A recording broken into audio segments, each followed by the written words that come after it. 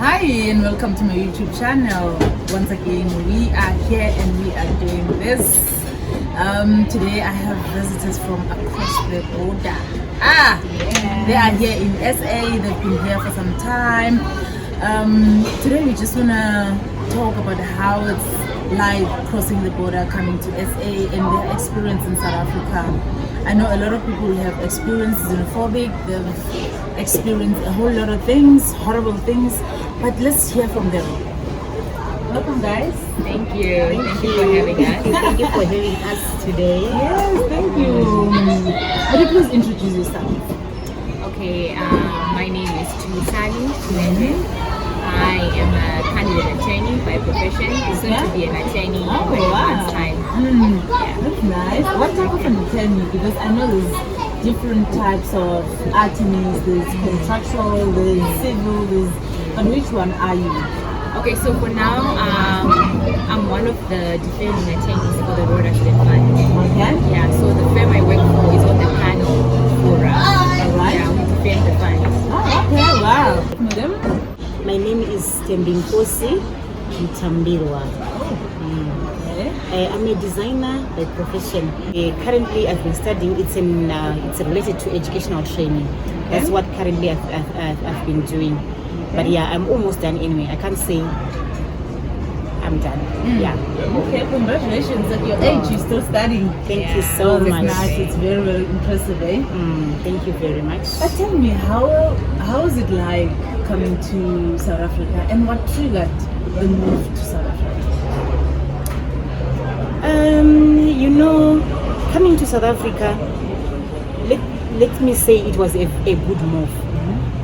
Looking at our situation home, the economic situation, it was very, very, very bad. So coming to South Africa, it was a good move, but it's not easy. When did you come to South Africa? We came here in 2009. That's when we were settled.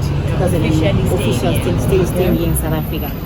Yeah, so I think we've been here now for 10 years. Okay. But it's not easy. Imagine leaving your comfort zones, leaving the things that you've been used to, coming to a different place altogether with different cultures, with different, everything is totally different. So at first it was very, very, very difficult for us, but we had to adapt. Remember, we are doing it for our good, so we need to adapt to the situation. But it's not easy also. It's very, very, very difficult. Yeah. I can imagine. But how was it like for you? When you first came, you were still a student, like in high school, like you're coming from a foreign land, you're coming here and you have to study Afrikaans. That must be challenging, yes? It was very challenging. I mean, when we had to come here, I was really excited. I was super excited, about coming here because, this is South Africa that I used to watch on TV, everything looked beautiful, everything looked nice. So I was really excited, about coming here.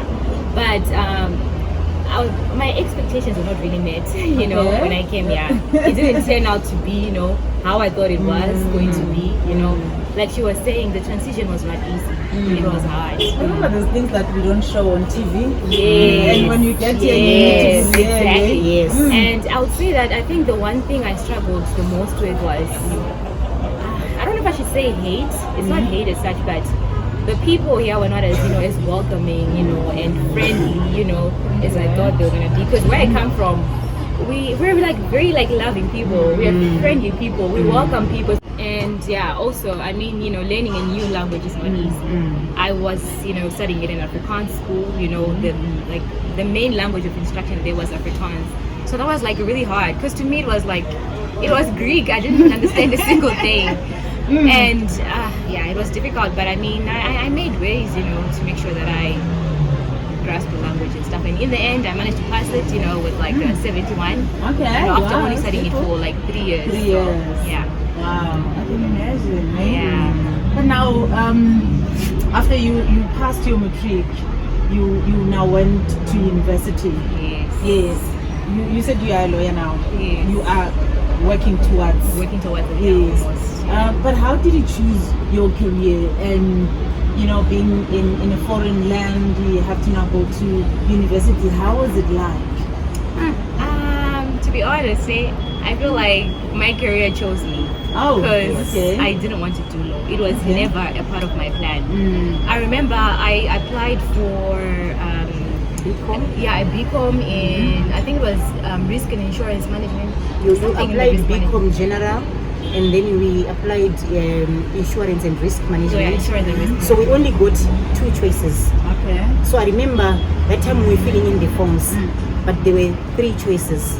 Yeah, they have to put in You have to put in 3 choices. Yeah. So I remember I took that form myself to VETS. I didn't know where VETS was, but just by faith, I was just doing it by faith. So I went to VETS, to VETS University. When I got there, I went to the student registration center where they registered there. So the lady said she was just going through my form. Then she found out that I didn't fill in the 3rd option. Okay. So she just said, but then you didn't fill in the 3rd option. Then I was like, I don't know what to fill in. Then she said, oh, okay. She pulled out here, whatever, Prospectus. the prospectus. Yeah, then she said, no, just write in LLB and these codes. Okay, then I wrote, then I left it there. So when I came home, I was just explaining to her, this is what happened. They said I must add another 3rd option.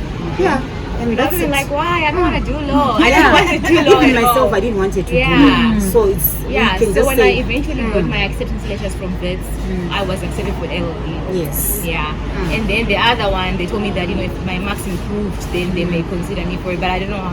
How much they wanted them to improve. Yeah. VETS is just Yes, yes. And Yeah, it's so very difficult to it's- get into it it, is. and you It is. manage.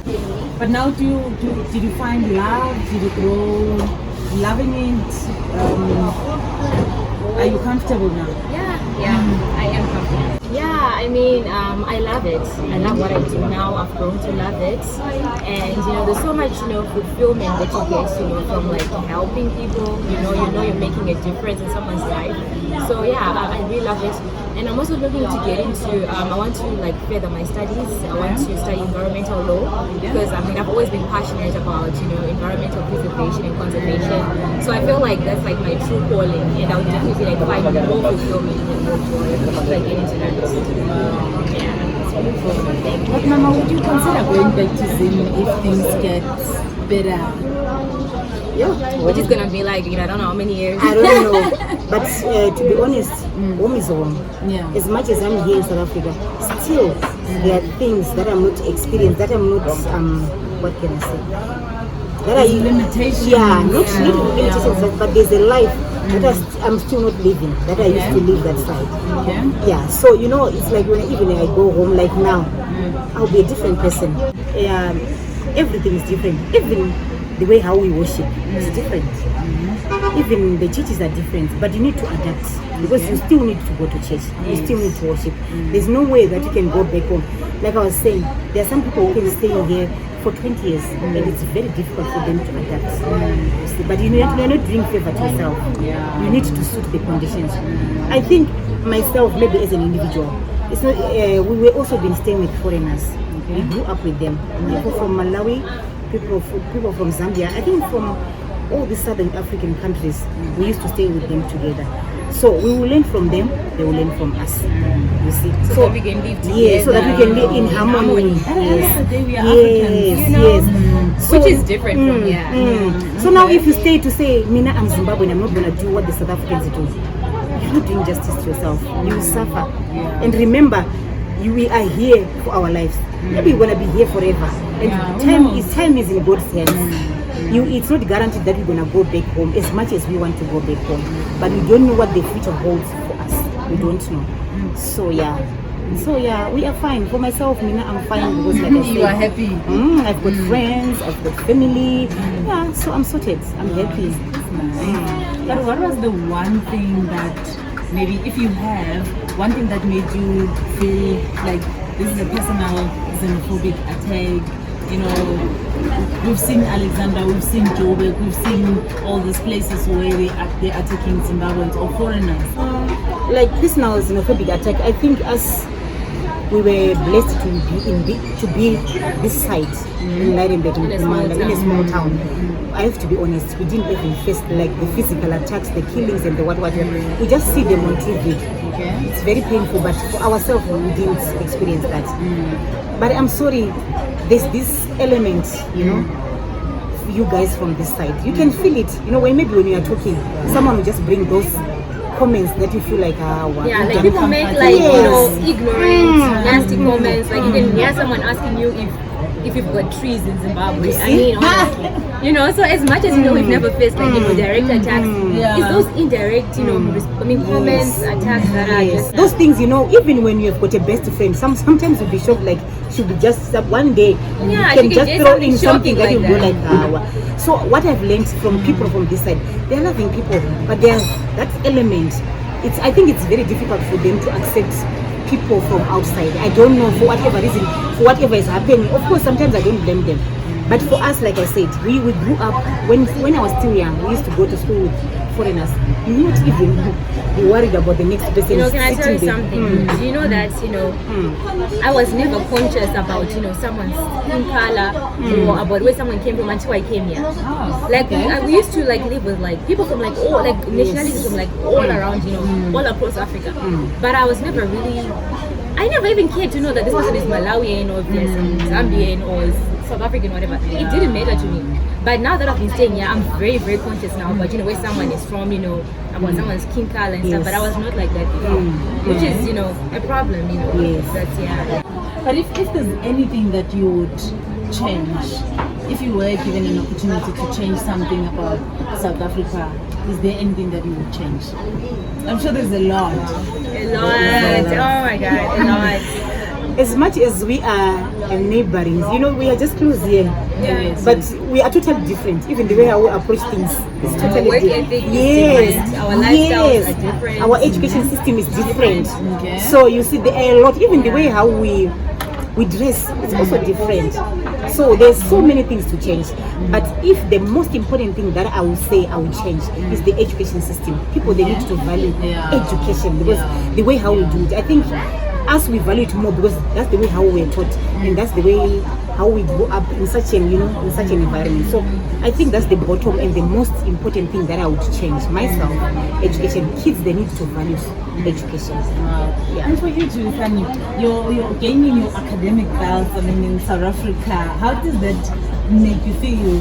When you go back home.